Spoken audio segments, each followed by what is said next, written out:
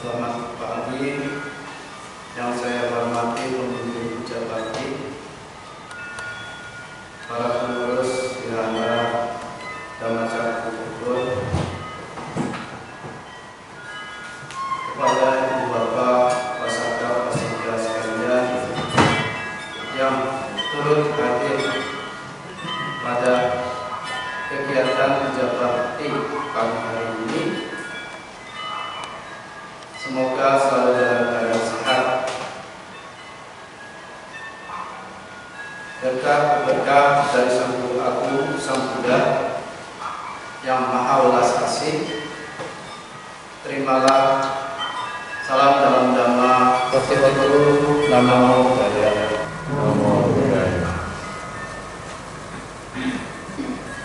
Ibu, bapak, saudara-saudari sekalian, pasaka pasika, tepat pada hari ini tanggal 20 Maret 2020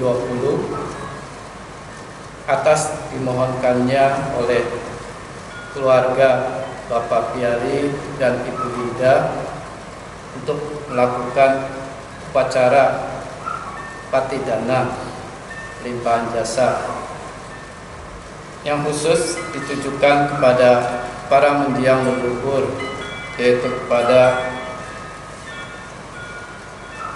Bapak Yu Jian Hian, Hi San Tiao atau Bapak Johan, Hi Juk Lim, Hi Juk Min, Chong Lian Chin, Chin Yet Yan, dan para leluhur lainnya.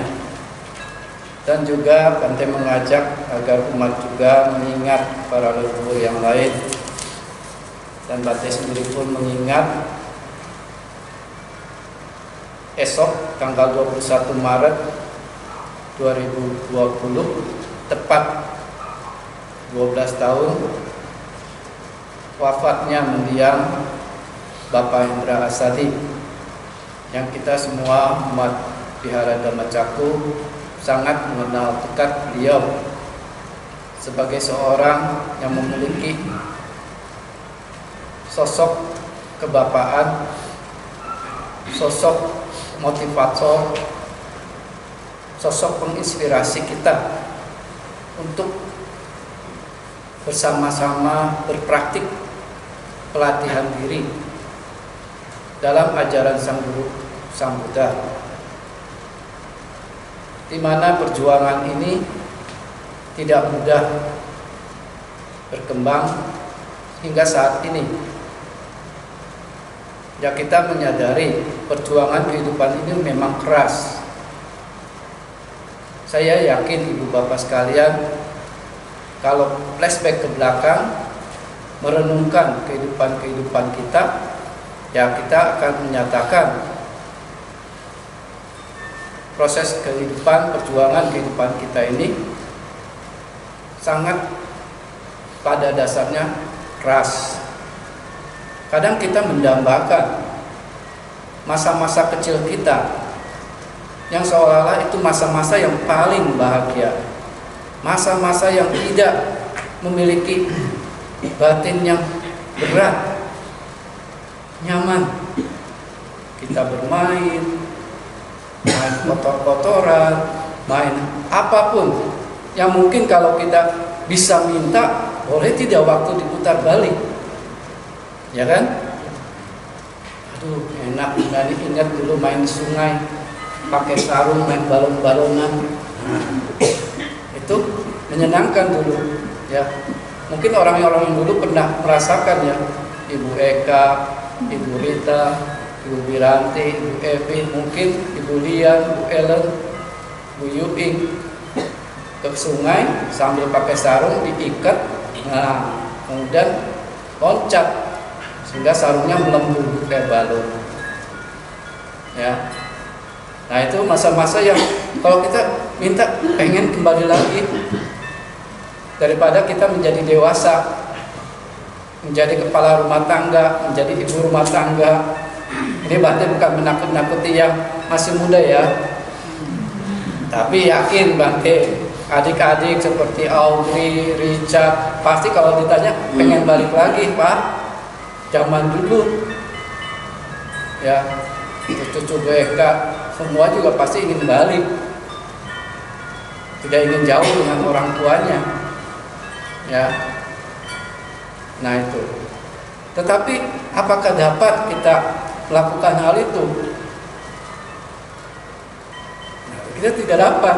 Kenapa? Proses kehidupan ini bergeraknya ke depan, bukannya ke belakang. Hari demi hari maju ke depan.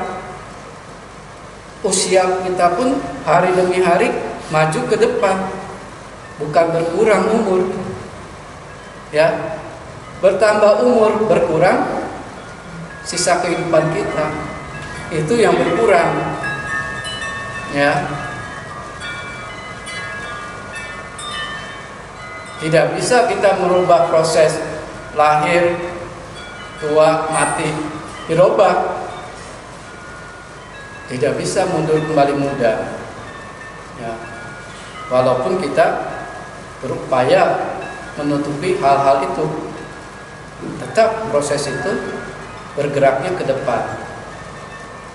Waktu ke depan, tidak bisa mundur, ya kan? Terus 1 jam, 2 jam, 3 jam, 4 jam, 5 jam, 1 hari, 1 bulan, 1 tahun, 2 tahun, 3 tahun, 4 tahun, 5 tahun, 20, 30, 40. Abang sendiri udah 40 ke atas. Nah, paling yang di sini yang paling tua mungkin Pak Bong ya, paling tua rasanya dari sekian umat yang hadir di sini. Nah, beliau rasanya paling tua.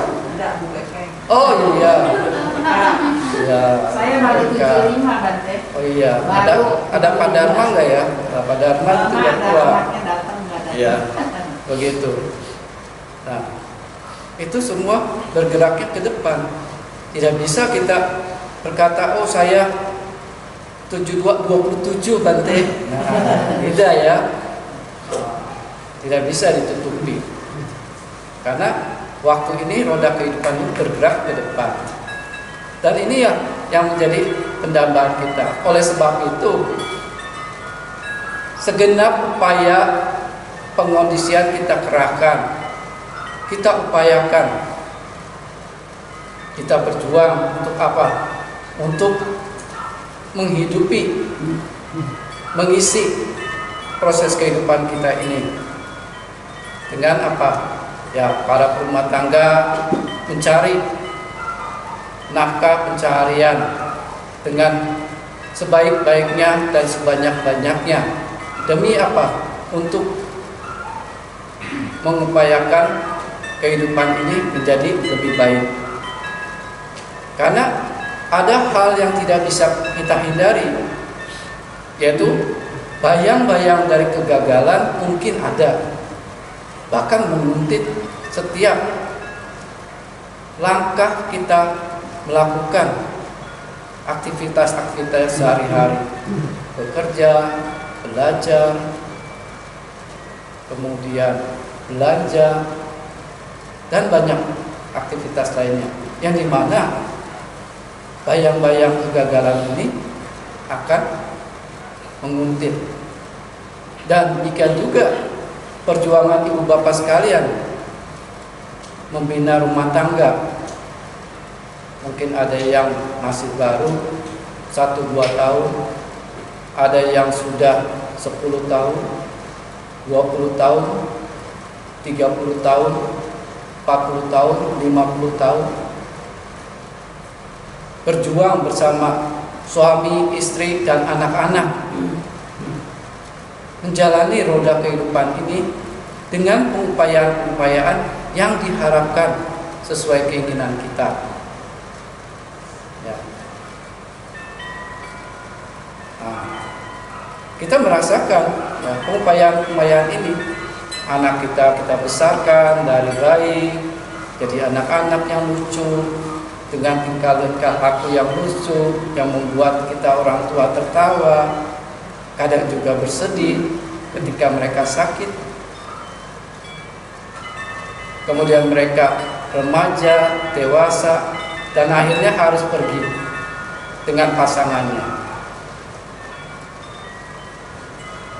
Nah, ini suatu kenyataan.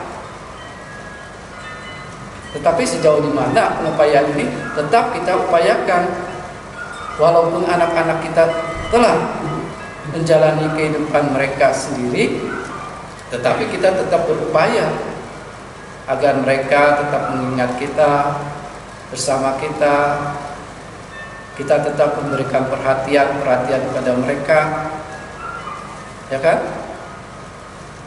Walaupun kita menyadari mereka sudah dewasa, sudah mandiri. Nah, tinggal kasih kita ini berubah menjadi kasih yang semoga pengharapan luhur mereka, kondisi-kondisi mereka itu sehat, sejahtera, bahagia, memperoleh buah-buah yang baik di kehidupan mereka, agar mereka bisa survive, bisa berjuang mengatasi proses roda kehidupan ini. Nah, demikian pula kita berupaya untuk mengupayakan kebahagiaan kita sendiri. Dengan apa? Mengisi hari-hari kita dengan melakukan pelatihan-pelatihan. Selain kita mencari kekayaan duniawi, kita pun patut mengupayakan pelatihan-pelatihan diri kita yang kita isi dengan kebajikan dan pengembangan nilai-nilai luhur. Nah, ibu bapak sekalian, mungkin yang telah berada di wihara ini cukup lama mengetahui berdirinya wihara ini pun suatu proses yang keras. Dari tahun 1986 peletakan batu. Mungkin kita melihat wihara-wihara sekarang dalam 1 tahun jadi. Tetapi wihara ini 6 tahun baru diresmikan. Tahun 1992 diresmikan sebagai wihara yang lengkap dengan fungsi wihara. Dan masalahnya ada, kuti-kuti ada, kantor ada, bursa ada, dapur ada, toilet ada. Itu butuh waktu 6 tahun. Nah, kita bayangkan, kalau secara umum orang mengatakan dari sisi, oh mungkin karma baiknya kurang wihara Dhamma Cakku, ya kan? Beda dengan wihara lembaga Pariyati Dhamma. 1 tahun tuk jadi 4 lantai, liftnya bagus, kamarnya kayak hotel. Yang pernah ke Gunung Sindur pasti pernah lihat ya. Kuti-kuti itu seperti hotel-hotel bintang 5. Itu merasa nyaman dalam waktu singkat. Tetapi ada sisi perenungan yang harus kita tinjau balik. Pengondisian, melakukan pelatihan batin menghadapi proses kehidupan itu, siapa yang paling ulet? Saya rasa orang akan mengatakan jangka waktu 6 tahun yang berjuang pendahulu-pendahulu kita itu sangat gigih. Mereka memiliki nilai keulatan yang kuat, nilai keyakinan yang kuat, curahan pemikiran-pemikiran yang keras agar wihara Dhamma Cakku ini bisa berdiri seperti sekarang. Ini bukan suatu upaya yang kecil, tapi suatu upaya yang betul membutuhkan perjuangan. Ya. Kalau kita merenungkan membangun wihara di Indonesia lebih mudah apa lebih sulit dibandingkan di negara Thailand atau Myanmar? Sulit. Kita ditantang untuk dapat melakukan pensosialisasian, adaptasi dengan lingkungan, perizinan dan sebagainya. Yang bukan ibarat membalikkan telapak tangan dengan mudah. Tetapi kalau di negara Buddhis, mengajukan surat permohonan bikin cetia atau wihara Mudah. Bahkan ibarat tanpa surat pun boleh. Ya. Tapi kalau kita sulit. Nah, salah satu kemarin Bante menghadiri peresmian Cetia Bakti Lautan Kasih di Cogrek, Kecamatan Parung. Mereka nggak dapat izin wihara, hanya dapat izin sebagai cetia. Dan ironisnya siapa yang tidak mengizinkan? Umat Buddha sendiri. Nah, ya. Jadi berat perjuangan ini, ya, tapi bukan suatu kendala yang istilahnya kita berputus asa. Malah tantangan ini memicu agar kita apa? Menggali pengupayaan diri kita yang jauh lebih besar. Apa? Keuletan, keyakinan, nilai-nilai luhur kita harus kita upayakan. Nah, seperti para mendiang, kalau kita merenungkan sama, ya, mereka berjuang menghidupi keluarga, bahkan rela dia mungkin makan lebih sederhana dari anak-anaknya, berjuang dengan curahan keringat yang besar. Bahkan ketika akhir-akhir hidupnya pun masih tetap memegang nilai-nilai kebajikannya. Nah, itu patut kita menjadikan contoh renungan, ya, yang dimana mereka menyadari proses ini, kehidupan ini bergerak ke depan, bukan mundur. Apa yang harus dipersiapkan setelah anak-anak telah mandiri? Nah, mereka berjuang untuk mengisi hari-hari mereka dengan nilai-nilai bajik yang menjadi sahabat sejati dirinya. Nah, demikian pula Bante sendiri pun sulit saat itu bisa menggunakan jubah seperti sekarang, lama. Tapi Bante menyadari ini suatu pengupayaan yang bagaimana Bante bisa memunculkan nilai-nilai batin diri Bante. Nah, disinilah kita semua memiliki historis masing-masing.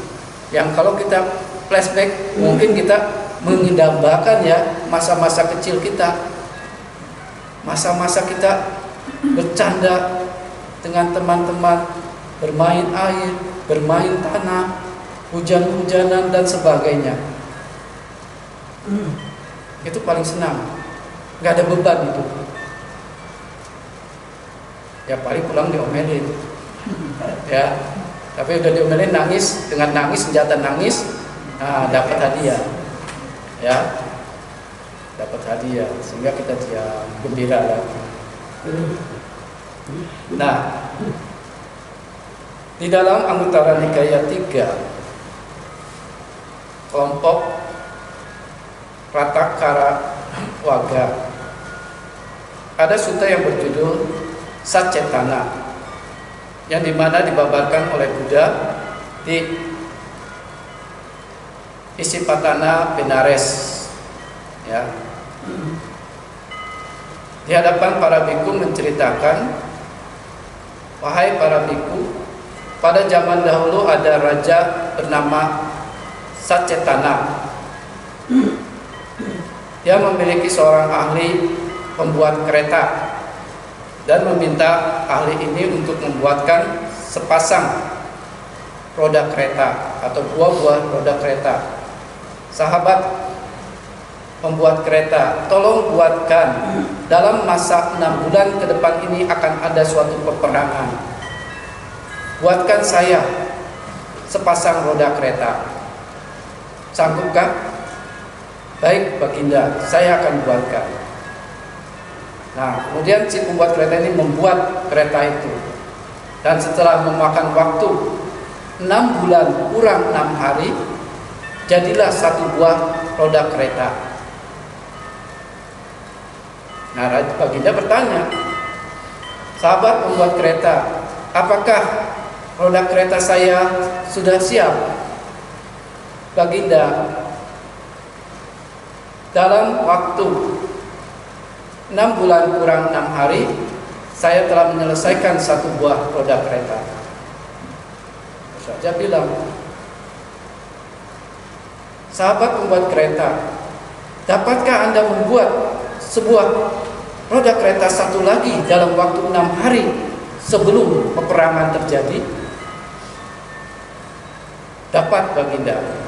Nah, akhirnya si pembuat kereta ini pun dalam waktu 6 hari membuat roda kereta yang kedua. Nah, setelah genap 60 hari, 6 bulan, 2 roda kereta ini dipersembahkan kepada raja. Dan raja memperhatikan, sahabat pembuat kereta, apa perbedaannya 2 roda kereta yang ini yang memakan waktu 6 bulan kurang 6 hari dengan satu roda kereta yang dibuat dalam 6 hari? Baik, Baginda, tolong amati perbedaannya. Lalu apa yang dilakukan oleh si pembuat kereta itu? Si pembuat kereta kemudian mengambil roda kereta yang dibuat dalam waktu 6 hari itu, kemudian menggelindingkannya sejauh daya dorongnya membawanya. Roda itu menggelinding. Dan ketika gelindingannya ini sudah habis, roda itu kemudian diam, kemudian terhuyung-huyung dan jatuh. Kemudian pembuat roda kereta yang ini mengambil roda kereta yang dibuat dalam jangka waktu 6 bulan kurang 6 hari, digelindingkan seperti yang sama sejauh daya mendorongnya membawanya. Roda kereta itu menggelinding, dan ketika berhenti daya dorong itu, roda kereta ini pun berdiri diam. Menyaksikan perbedaan ini, Baginda bertanya, apa yang terjadi? Kenapa roda yang waktu 6 hari dibuat, begitu daya gelinding itu habis, dia terhuyung-huyung dan jatuh ke tanah? Sedangkan roda yang dibuat dalam 6 bulan kurang 6 hari, setelah daya dorongnya menggelinding itu habis, dia tetap berdiri diam, bagaikan berada di dalam sumbu, terpasang dalam sumbu as yang kuat. Nah, kemudian membuat kereta ini pun menjelaskan, ya. Nah, demikian pula kehidupan kita. Kadang kita menyepelekan, kadang kita berandai-andai ingin mendapatkan sesuatu itu dengan cepat. Orang kalau ditanya mau yang instan apa yang lama? Instan, Mbak. Tapi lupa yang instan ini memiliki nilai cacatnya yang siap harus diterima. Yang kadang orang awam rumah tangga bahkan berani melakukan hal-hal instan. Maaf, kadang orang-orang yang berdagang, bukan di sini ya, bukan umat Biara Dhamma Caku, ya mungkin berdagang mencari penglaris, ya, atau mencari kekayaan dengan hal-hal yang berani mengorbankan sanak keluarganya, ya, misalnya dengan kesugihan atau dengan MOU dengan siapa tidak tahu, Bante, ya. Gitu. Yang ingin berharap apa? Buah-buah kebajikan ini bisa muncul cepat. Tetapi yang dilupakannya bila sisi cacatnya muncul, nah cenderung apa? Tidak menerima. Ya, ibu-ibu kan kalau makan pisang, kalau yang di karbit sama yang matang di pohon enakan mana? Nah, ya. Lebih enak di pohon, ya benar ya. Tadi pisang kejunya enak ya. Nah, karena buahnya matangnya di pohon. Pak Pino mempersembahkan dari pohon kebun, ya. Nah, itu. Nah, kita menyadari kadang kita kalau belanja juga benarnya ini matang dari pohon apa di karbit, Pak? Ya kan? Beli buah segala macam. Nah demikian pula, ya. Kadang kita ini berharap yang instan. Ya, dalam proses-proses kita melakukan hal-hal wajib. Ya. Nah, jadi kenapa roda yang dibuat 6 hari ini begitu daya gelindingnya habis dia terjatuh ke tanah? Karena dikatakan oleh si pembuat kereta bahwa roda kereta yang dibuat 6 hari ini lingkarannya berlekuk, cacat, dan tidak sempurna. Jari-jari dari roda kereta ini pun berlekuk, cacat, dan tidak sempurna. Poros dari roda kereta ini pun berlekuk, cacat, dan tidak sempurna. Jadi sejauh daya gelinding itu membawanya, dan setelah habis dia akan terhuyung-huyung jatuh ke tanah. Ya, sama halnya kita, ya, kita melakukan banyak sekali perbuatan-perbuatan, ya, abdi sangkara sagati, seolah-olah kita melakukan suatu sejauh daya dorong ini membawa kita. Karena perbuatan inilah yang membawa kita, membentuk habit kita, watak kita, siapa diri kita. Apakah kita memiliki nama baik atau tidak, termasyhur atau tidak, bahagia atau menderita, dan sebagainya. Aktivitas berkehendak inilah yang menghasilkan karma, perbuatan. Abhisangkara gati, Abhisangkara sagati. Jadi kita memproduksi aktivitas yang memiliki kehendak, niatan, yang menimbulkan suatu perbuatan. Ya. Nah, kadang perbuatan ini dapat mengalami kegagalan. Kenapa? Karena terpicu oleh apa? Ya karena kita malas, tidak terampil, ceroboh, tidak berpengetahuan. Sehingga apa yang kita lakukan dalam proses perbuatan ini tidak sempurna, bercacat, berlekuk. Yang begitu menghasilkan buah, buah ini pun memiliki cacat, lekukan, dan ketidaksempurnaan.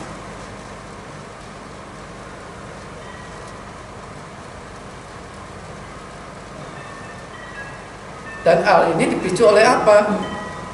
Dipicu ketika kita setiap melakukan aktivitas berkehendak yang menghasilkan karma ini cenderung mengarahnya pada nafsu indriawi dan disertai oleh ketidaktahuan kita, ketersesatan kita. Ya.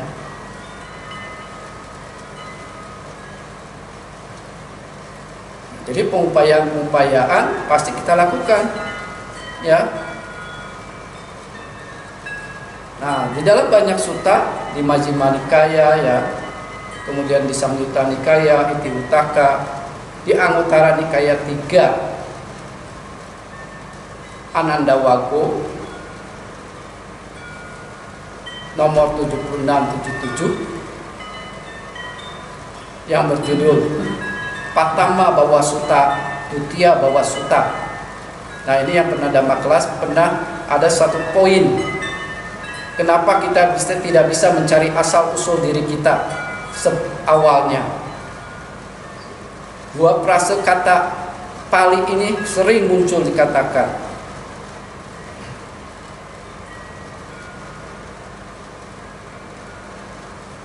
Ya. Awija niwaranam sathanam tanha sangyojanam, terhalang oleh ketidaktahuan dan terbelenggu oleh nafsu indriya, maka seseorang itu akan hanyut dalam kelahiran-kelahiran. Kita tidak tahu dari mana kita berasal. Jadi jangan mencari sebab awal. Karena dalam agama Buddha tidak menerima ada kausa prima. Ya. Kenapa? Pada dasarnya batin kita ini Sang Buddha tegaskan. Ya. Kembali. Awija niwaranam sattanam tanha sangyojanam, terhalang oleh ketersesatan dan terbelenggu oleh nafsu indriya. Kita sulit untuk mengetahui awal kita. Dan inilah cacatnya kenapa perbuatan-perbuatan kita yang tadi Bante katakan. Ya. Karena lebih dominan, seperti kita memilih suatu produk kayu. Bante sudah konsultasi dengan Pak Ahwa yang memang main kayu. Kayu yang bagus apa? Ya, memiliki daya tahan, kuat, strukturnya bagus, warnanya bagus, bentuknya bagus, baunya bagus, suaranya bagus. Begitu diketuk tahu ini padat atau tidak. Elastisitasnya bagus, permeabilitasnya bagus, daya serap airnya jangan tinggi. Kalau tinggi udah lapuk. Minimal 8% sampai 12%. Itu kualitas kayu yang bagus. Tetapi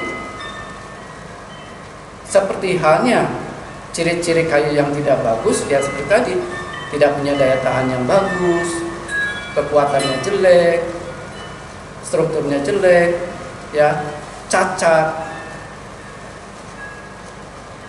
bentuknya tidak bagus, warnanya juga tidak bagus, muda mungkin ya. Nah, sama seperti batin kita. Bila batin ini memiliki kualitas-kualitas nilai yang jelek, yang dimana pengotor batin loba dosa moha itu, hingga yang dimana mereka ini bisa menjadi berbagai fungsi bekerjanya, ya. Dikatakan pengotor batin ini loba dosa moha kita ini sering kita hanya menyebutnya sebagai pengaruh batin, pengotor batin, ya. Kadang mereka ini loba dosa moha, keserakahan, kebencian, ketersesatan batin ini, Buddha sering katakan mereka ini bersama dengan konco-konconya, kroni-kroninya adalah sebagai si penghanyut asawa yang menghanyutkan apapun.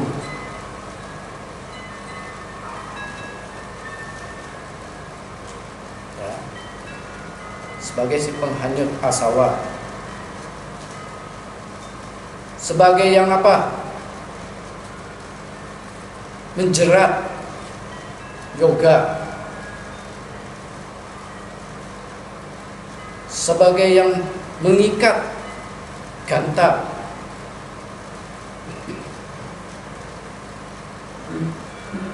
sebagai yang membelenggu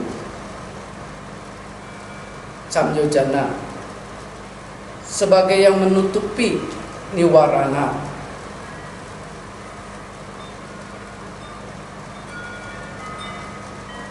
sebagai yang mengait sangga, bukan sangga biku ya, sangga pengait, sebagai penghambat papanca, sebagai benjolan anggana. Coba bayangkan, kita bawa mobil tapi jalannya penuh benjolan-benjolan, nyaman gak? Udah ya, goyang-goyang. Nah demikian batin. Loba dosa ini bagaikan benjolan dalam diri. kita merasa nggak nyaman. Kincana menimbulkan pencemasan ketika pengotor batin ini muncul. Anusaya sebagai pendompleng menguntit setiap saat ketika kita memiliki aktivitas berkehendak yang akan menghasilkan karma. Mereka menguntit, berusaha menodai agar menjadi aktivitas yang tidak baik, yang berlebuk, cacat, dan tidak sempurna.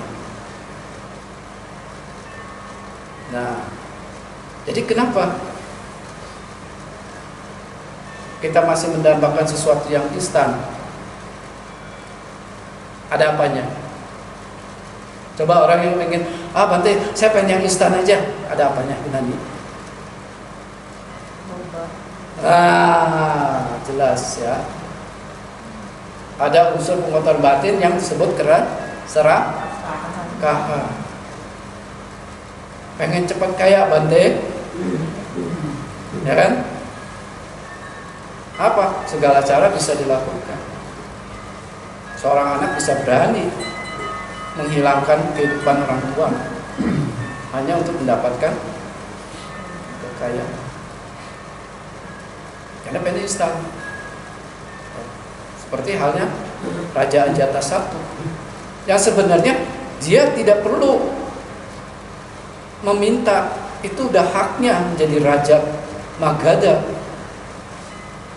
Tetapi karena hasutan Iku Dewadatta, sampai dia melakukan tindakan keji, menghilangkan kehidupan ayahanda Raja Bimbisara,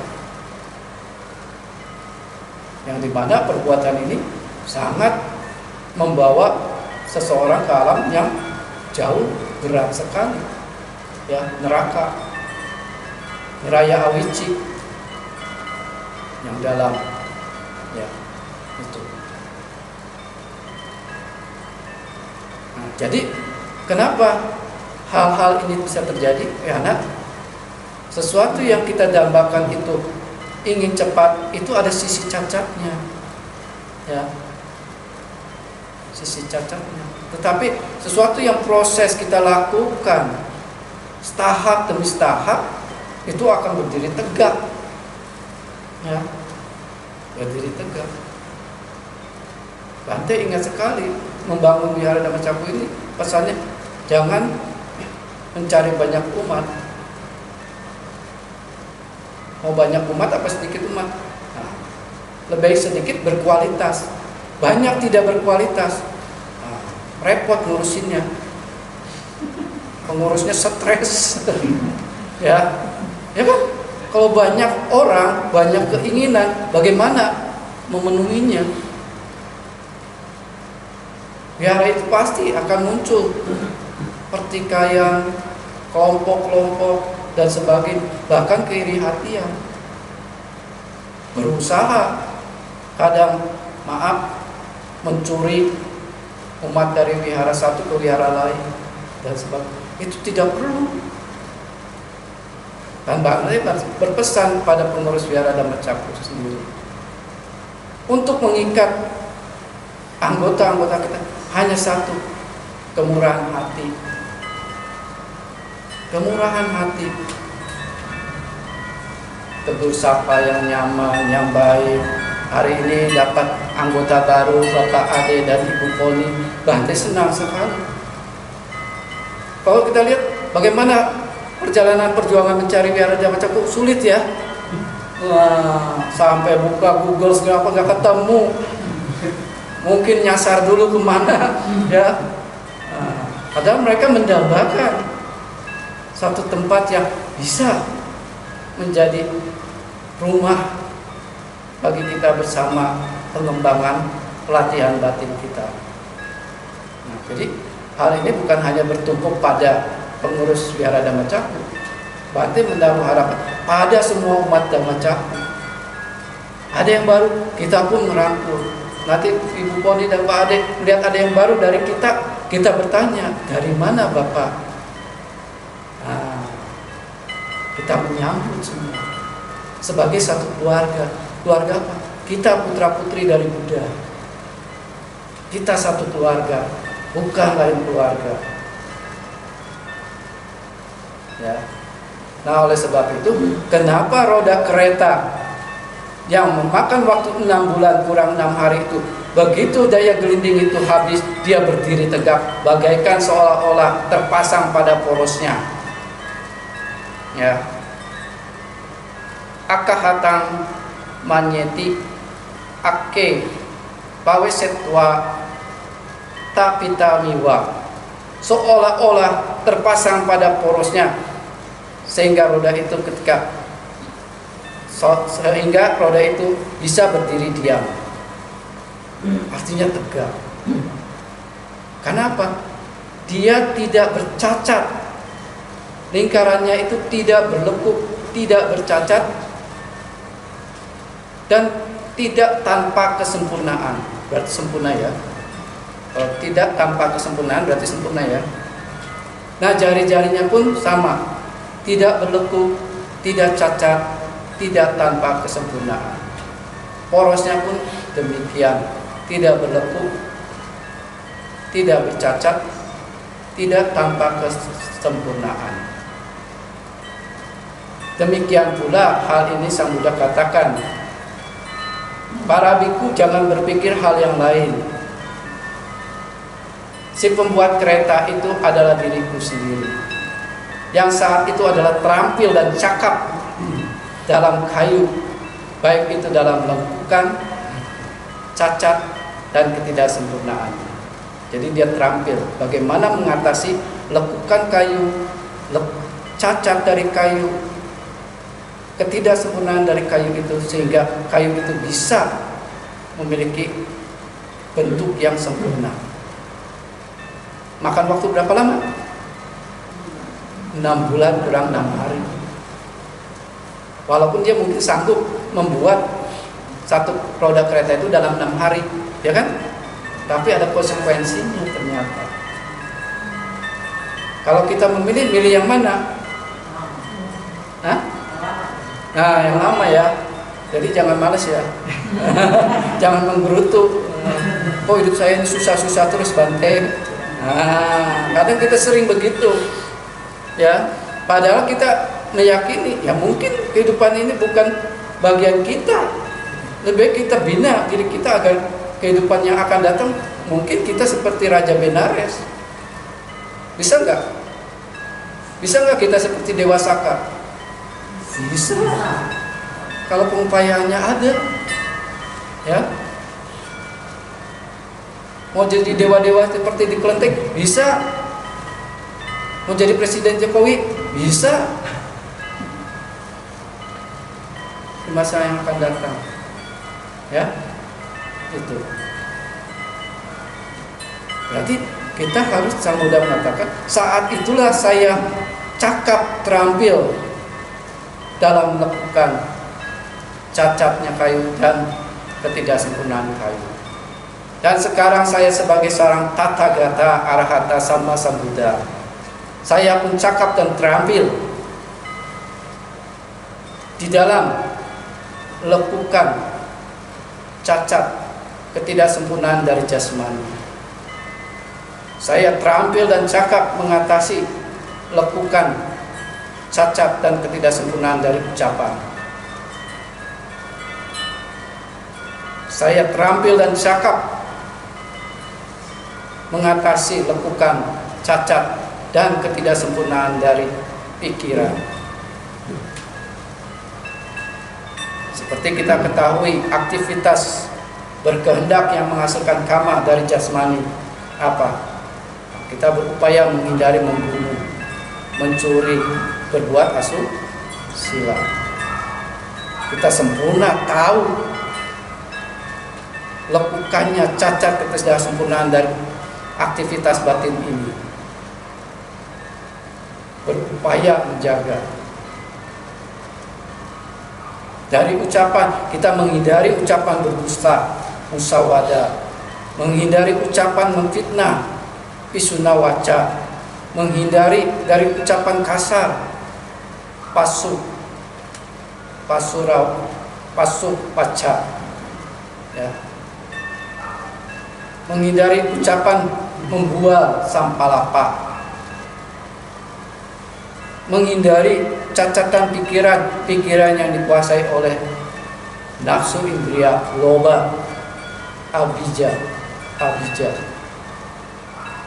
menghindari dari niatan jahat dia pada, dan menghindari dari kesesatan pikiran, pandangan yang keliru, mica diti. Inilah yang dimana ke-10 hal ini pasti telah dikotori, dinodai oleh pengotor-pengotor batin yang tadi fungsinya banyak. Dia menghanyutkan, dia menutupi, dia membelenggu, menjerat, mengikat, mendompleng, menghambat,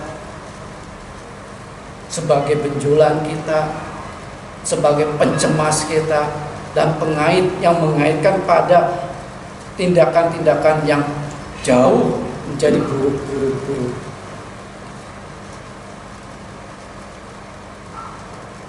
Ya.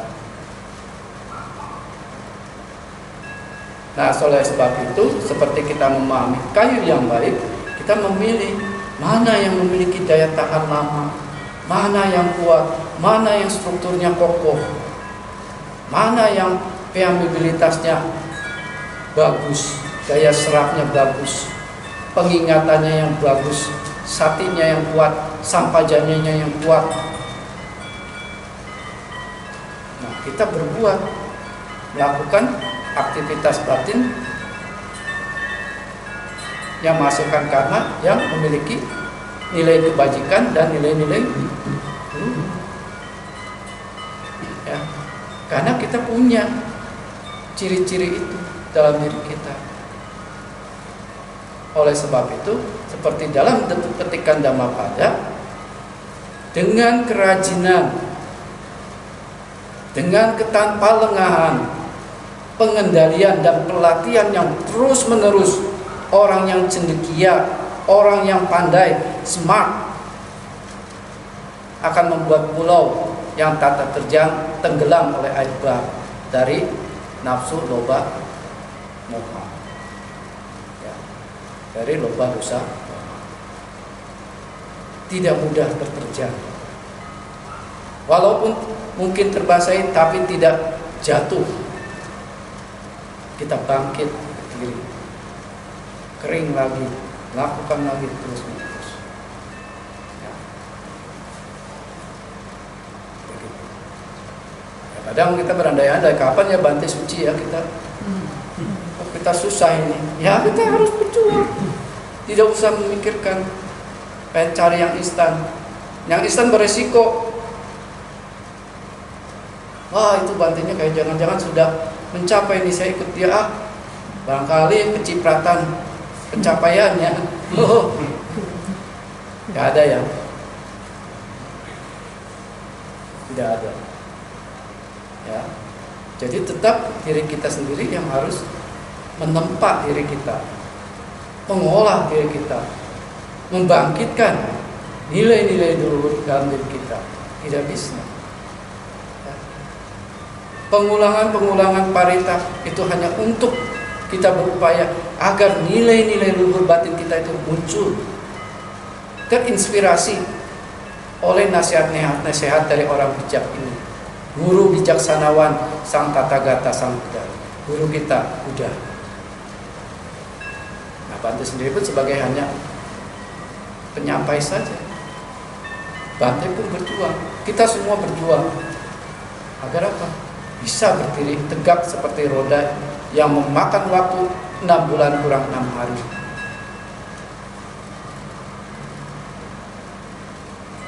Sempurna dalam jasmani, sempurna dalam ucapan, sempurna dalam berpikir. Inilah pelatihan yang harus kita upayakan.